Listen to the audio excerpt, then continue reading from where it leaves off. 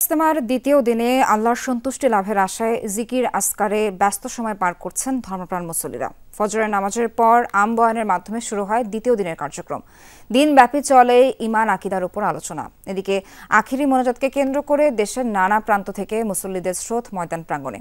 আগামীকাল সকাল ৯টায় মাওলানা জুবায়ের মোনাজাত পরিচালনা করবেন।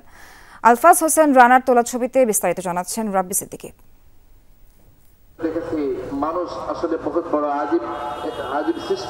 তুরাগ তীরে ইজতেমা মাঠে মুসল্লিরা অবস্থান করছেন নির্ধারিত জায়গায়। কেউ বসে বয়ান শুনছেন, কেউ বা ব্যস্ত রান্না বান্নায়।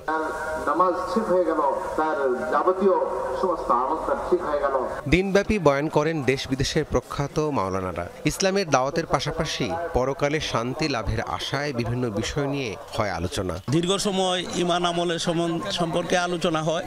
এই ঈমান আমলে আলোচনা হইলে মানুষের মনে প্রশান্তি আসে। শান্তির ধর্ম ইসলাম, কোনো অশান্তি কোনো কিছু চায় না, শান্তি চায়। নিজেরা দুনিয়াতেও শান্তি পাইতে পারি, পরকালে নাজাত পাইতে পারি, একটি উদ্দেশ্য নিয়ে। আর এটা একটা শিক্ষা প্রতিষ্ঠান। নিজের আত্মশুদ্ধি সহ ইসলামের সুমহান বাণী মানুষের কাছে পৌঁছে দেওয়ার প্রত্যয় মুসল্লিদের চোখে মুখে।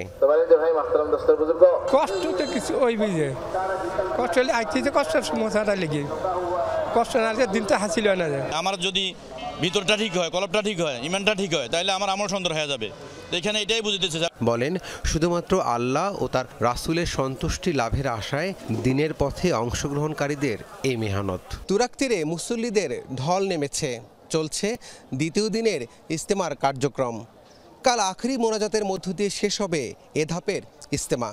ইজতেমায় রক্তপাত হবে এমন গুজবের বিষয়েও কথা বলেন আয়োজক কমিটি। আর আইনশৃঙ্খলা বাহিনী বলছে এখন পর্যন্ত শান্তিপূর্ণ আছে ইজতেমার পরিবেশ। বিদেশি মেহমানরা যেন আসতে না পারে সেই জন্য একটা পরিস্থিতি তৈরি হয়ে গেছে অলরেডি।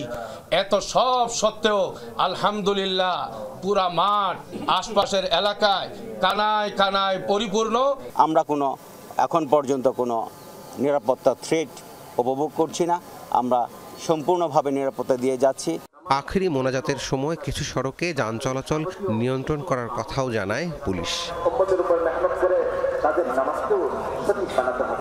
রাব্বি সিদ্দিকী, যমুনা নিউজ, টঙ্গী, গাজীপুর।